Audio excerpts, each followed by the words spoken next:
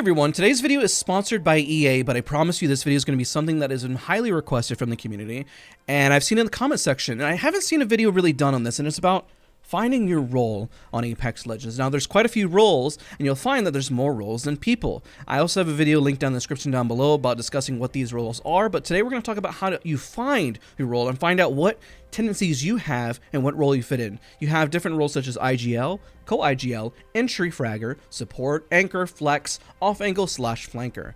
Now we're going to go one by one and we're going to use this open field talking about which role that you play, the plus sides and the downsides, and being very aware whenever you push. First up, let us showcase some of the tendencies of entry fragger. Now we're using Wraith as an example for today, but technically any legend could be an entry fragger, even a Watson. Now, the question is whether that legend is better for entry because of the utility that they provide. You'll notice that our ultimate just popped up just in time for this example. Now, let's say we notice a team is across the way, and we're going to do this exercise every single time with anchor and also off anchor / flanker. We're going to talk about the pros and cons of all of this. So what we're going to do is we're going to go right into the fight. Let's say that the entry fragger, and we know the zone, and then we know this team is isolated, and we're going to start pushing up towards them. Now, entry fragger is their job to occupy space and move forward on the opponent as they work their way in. Now, as you work your way in, you're going from cover to cover. Now, the beauty of playing a legend that has an escape, such as a Wraith, is that you can take some shots, and if things don't go right, you can always Q and back right out. It once you do your damage, if you know that the fight isn't worth it, or if you have your support close by / anchor to make a decision to push in. Now, let's say you happen to do all the damage and work your way into a fight, and you want to get even closer to help your support anchor to get closer into the encounter. You'll notice that your tendencies are always going to be moving towards the fight. If you find that you are not moving towards the fight, then you are most likely not an entry fragger. Now, we'll talk about loadouts at the end of the video and also timestamp those for you guys in the comment section down below. So what we're going to do now is we're going to talk about the pros and cons of being an entry fragger. The downside as well is that you have to have teammates who are willing to cover for you. You have to be able to work your ability from space to space and know when to take cover and when not to take cover. Some quick tips I can provide for you if you're working your way as an entry fragger is to pay very close attention to what your loadouts of your opponents are. If you notice that they're using a sentinel and they take a shot, well, you have a moment to cross. Even if they hit you on the cross, you know that they're going to only be able to hit you for at least one bullet until you get to the spot. Notice how many bullets they have in their mag as you start crossing and going into the fight. Make sure that your loadout is sufficient for close range encounters. Make sure that you are paying attention to where your opponents are at and not getting too far ahead. Most of the biggest mistakes that entry fraggers make is pushing in without any info on their squad, ignoring their teammates, and not making any justified reason for them to move forward with you. If you move forward, hopefully they've done damage, or you're creating damage yourself to incentivize or give an incentive towards the team to push forward with you. Now let's discuss this again as a defensive anchor legend and what your role looks like. Now, in this next example, what we're going to be discussing is support / anchor. You'll notice that our Wraith has already gone forward to push this fight. What does that mean? That means that perhaps your support / anchor has already done damage. Now, an anchor role means that you need to hold your position to ensure nobody else runs upon it. That means watching our cross, watching our angles, make sure that, of course, if a team does third party, that you can provide sufficient information if a squad is nearby to have your teammate run close by to ensure that you anchor this spot and location. This is why these legends tend to be a little bit better for this task because they're able to occupy and secure space. Now, of course, the downside that you'll find anchor and support legends, and this is my biggest tip, is that if you find yourself a person who is looking to find damage first before you go in, then you're naturally probably going to be a support / anchor. Most likely. You'll find that most people who are playing both entry and support have a major disconnect between each other. I find when people play pubs that there's always somebody who wants to slow things down and wants to play more of anchor support role while the entry fragger moves in. I highly urge communication with your teammate and find a middle ground in terms of momentum, because both are essential. If your entry fragger moves up too far without you, they're going to isolate them and they're going to wide swing them unless you got cover for them, but even then you're not there to secure the kills and be there with your teammate. So the downside of playing support anchor is you have to realize that once you're anchoring and we have enough damage, let's say we're to hit somebody for a headshot for 120 and I tell the Wraith to go, that we need to start moving in on this fight. If we don't move in, and while we have our space anchored because of Caustic, Watson, Rampart, or any other example, then you need to move in just as much. I always use the example, once you take a shot with your sniper, that you need to take a different angle and move forward. Peeking from the same spot is never a good idea. Now let's say our Wraith is here. The reason why we don't necessarily want to run on top of the Wraith is that they can angle us out by pushing here or here on the entry. Your job as support is to be able to control the fight along with your entry and give them sufficient angles. So if our Wraith is here, this is not a bad spot to be in. Now, let's say there's not sufficient cover. Well, sometimes what you might want to do is occupy space with your entry fragger and then lock it down with them best you can to avoid being pushed if there is no option for other cover. Now, this is a circumstance where somebody may say, well, I have no choice but to be with the entry. Well, hopefully you're able to peek the opposite side at an opposite angle, and you're not peeking the same angle together. The reason why, if you look from the different other POV, is that this just gives free shots. Even if they miss some shots, is that they have more opportunity to hit you. So taking different angles is very, very important. Now, we don't want to necessarily discuss the other role, which is off angle / flanker. Now, we're talking strictly entry fragger and support. So the support is supposed to be at least within an earshot nearby.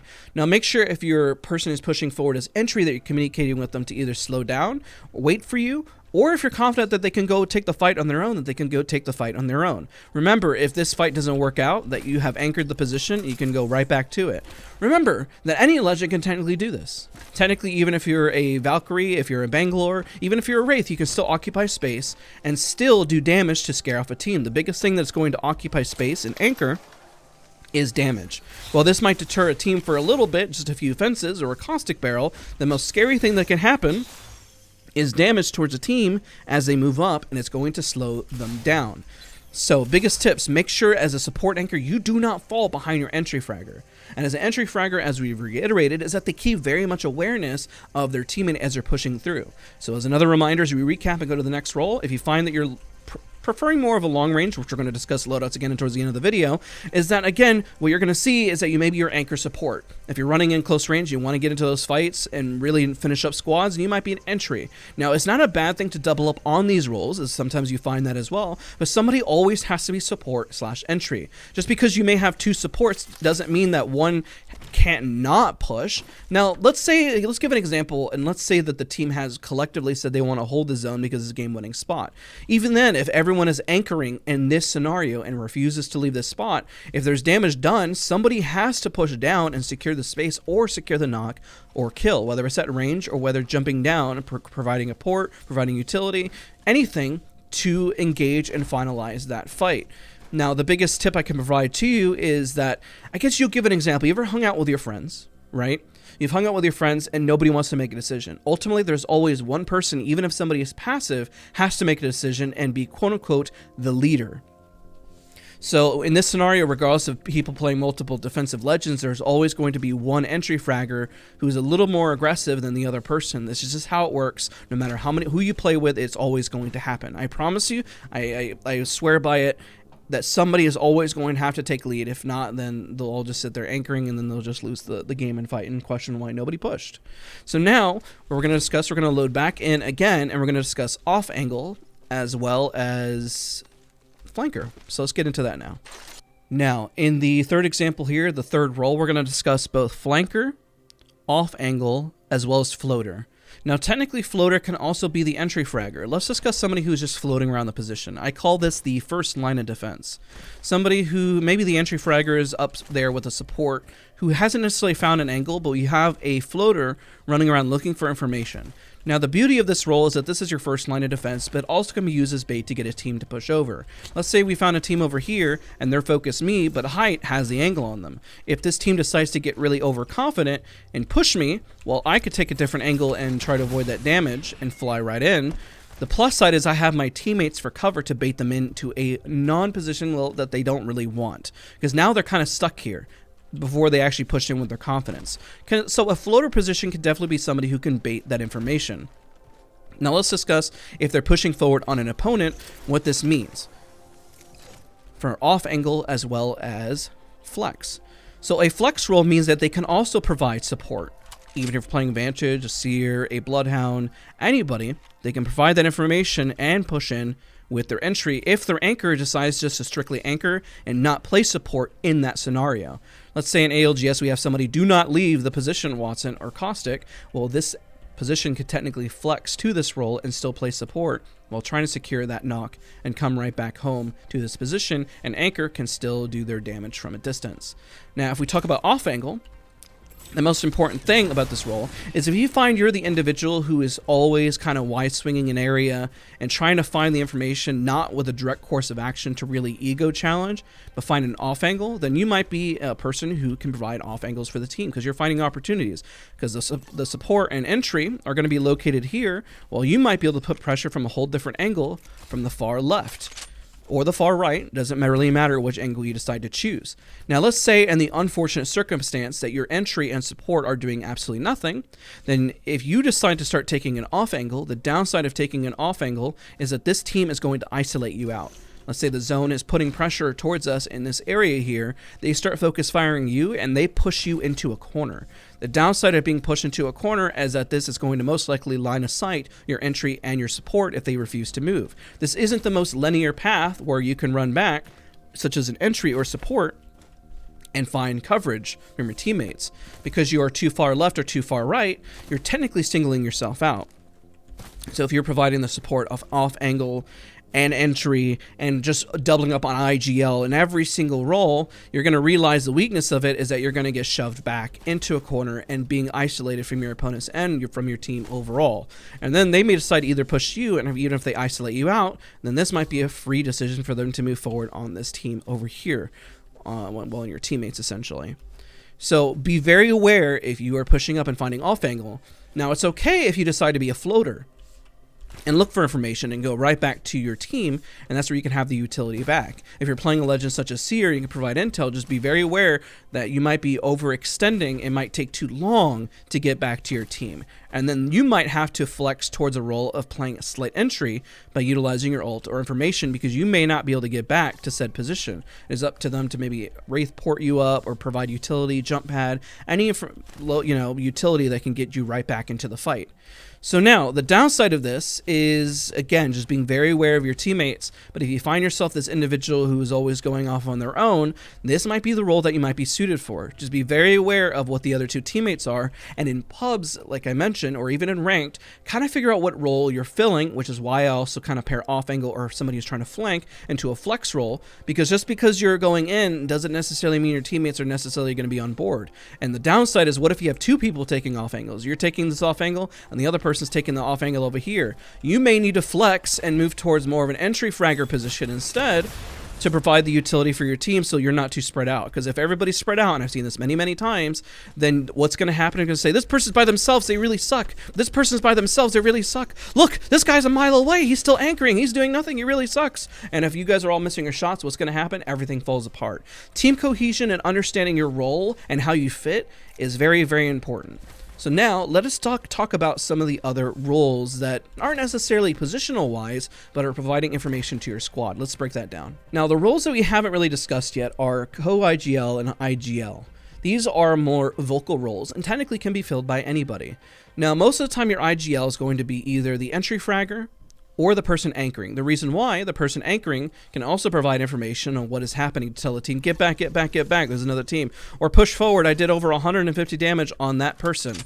Now, the beauty is that if your entry fragger's an IGL, they can say, I'm moving towards this, be with me in a minute. Or they can comment and say, I need help, I need cross, I need backup, or I'm going to port us to a safer location and for utility. So technically, IGL can also be that role as well. Now, there's nothing wrong with a co-IGL providing information, which is why sometimes off angle tends to be co-IGL. They can give information and say the opponent is located in this spot. I got a good cross. You ready to push? I can push with you. Or you can look backwards and say, hey, anchor, be careful. There's an opponent located here. So kind of always decide. Even you can feel this out with randoms and who's going to be the more aggro making calls and where you should go. There's always going to be a leader. If you put 5 people in a room, there's always going to be somebody who naturally will say, let's do this, let's do that. If you've ever been with your friends, I always use the friends example because it's the most natural where somebody has to fill a role. If you put 5 people together, somebody's going to be the one who's able to keep everyone on time. That's more or less your IGL and leader. There's one person who's always going to remind the leader, like, hey, maybe we should do this. Hey, the group isn't really feeling this. How about we pivot? Okay, no worries. That's a co-IGL. And maybe you got everyone else who's support and exciting and supporting the squad and making it all come together. Overall, every part of your friend group is very important for the keys to success to having a good time. Without certain individuals, you might feel like something is missing, which is the same thing that happens when you're playing with Apex Legends. If you're playing Apex Legends, whether it's with friends, with randoms, or Family, it really doesn't matter. The most important thing you're going to find is that if a role is missing, well, you might just get shoved over here. If a role is missing, then you're all going to be just stuck up here. If a role is missing, you might be pushing entry frag by yourself and realize that nobody wants to push with you. So before we go in game and talk about loadouts, let's do a quick recap. In this recap, it's so important that you understand each of these roles and what you're trying to do. Before we get into loadouts, as a reminder, if you are somebody who's always rushing into the fight, you're most likely entry. If you're somebody who's looking for damage, you're most likely anchor. If you're somebody who's always floating around looking for information and wants to find an opening, then you're most likely off angle as well as flanker. Now, if you find yourself speaking out a lot more on what the team should do, then you're most likely an IGL. If you wait for somebody to make a decision, you might provide supporting information, then you're most likely a CO-IGL. Doesn't mean that multiple people can't fill these roles. Doesn't mean that there's not different combinations that you can have. Doesn't mean that you can't double up on these roles. You may have 3 anchors, but at the end of the day, somebody has to be the one to move first if they want to go into a fight. You may have 3 entry fraggers, but at the end of the day, somebody has to be the one that is always going to be third into the fight or second into the fight, who plays support or perhaps anchors and holds a position at range. So remember that. So now what we're going to do is we're going to go into the test range and discuss some loadouts that might actually lean towards a specific role that you're trying to play. I want to take a moment and apologize to you if I've reiterated too much information. My goal is that everyone learns differently, and I want to make sure this information is getting across. So I try to explain in different formats with more explanation or less explanation, such as a recap. Now what we're going to discuss now is loadout, and some of this might feel like redundant information, but I promise that the goal is to make sure that we reinforce this information on what your role is potentially going to be. Let's do a little bit one that's a little bit more dramatic, such as a sniper, and perhaps a loadout that might be a little bit more longer range, such as an R301.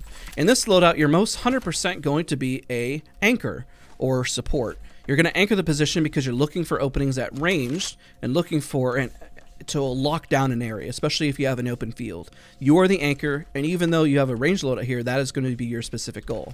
Now let us say you decide to trade this out and try to be more of a flex as well. Well, what you could do is also run, let's say, a shotgun. Off angle can run a sniper as well as something close range to provide different roles and support, because at least they can run in and support their entry fragger with a shotgun. The downside, again, with this loadout is that it's built for mostly extremes. You don't really have any mid-range, and you don't really have any spray weapons, right? So that's the downside of that loadout. So we covered both anchor and a bit of support there, as well as off angle. Now let's say you happen to be a loadout such as this one, which is a very close range loadout. Now, what's very clear is that this is an entry fragger. You are not going to be shooting from a distance from anchor spot and being able to expect to do a significant amount of damage to scare off a team.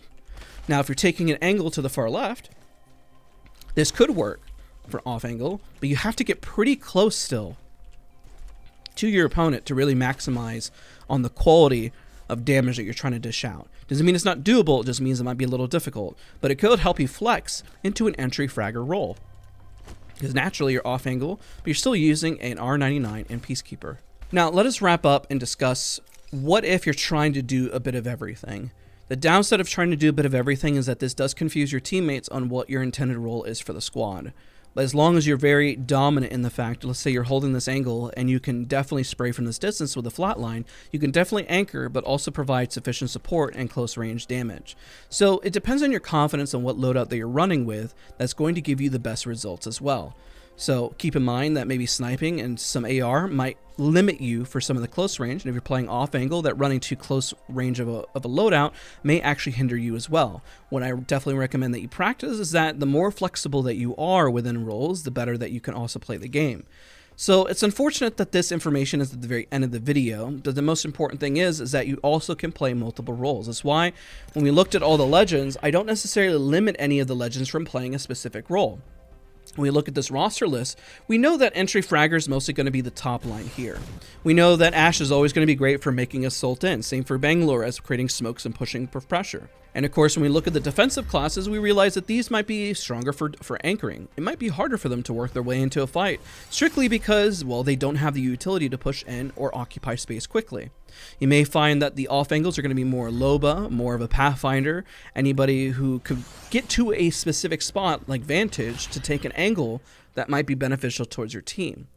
Now, while all these are fine and dandy, I also recommend that you are flexible and understanding of the role, because you might need to fill that gap if your opponent gets cracked.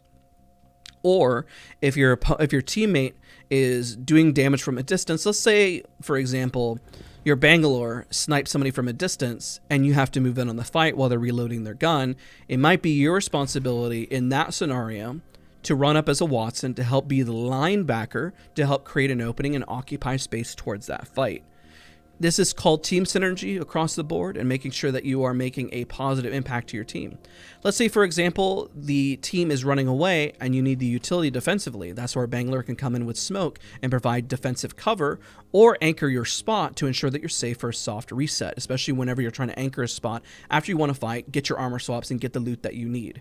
So that's why I didn't necessarily obsess in this video necessarily about the legend and the role. I urge everyone to be highly flexible, understand these roles, understand your strengths and weaknesses from every bit of the video that we have watched. And I know that I've harped on some of the situations a bit too much, and I've definitely rambled a bit. But I really wanted to treat this as if, hey, you're my best friend. We're sitting down. How can we figure out what role that you're playing? I hope that you find this video helpful. I hope that it helps somebody out there in terms of your squad makeup. I hope it helps you get less frustrated with your pubs matches. I hope you look at your teammates differently. I genuinely hope that you look at your teammates in a new way and say, hey, maybe they're anchoring too hard. Maybe they're pushing too hard. Maybe they're trying to find an off angle without significant information or communicating with their team. There's all these roles. They're all vital to Apex Legends and how we succeed in play, and you can double up on them because there's only 3 individuals on a squad with multiple roles. So understand that. Thank you again so much for watching. Have yourself a wonderful day, and I'll see you guys all in the next video.